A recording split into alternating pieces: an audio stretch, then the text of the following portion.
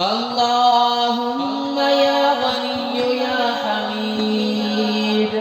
يا مبدئ يا معيد يا ودود يا ذا العرش المجيد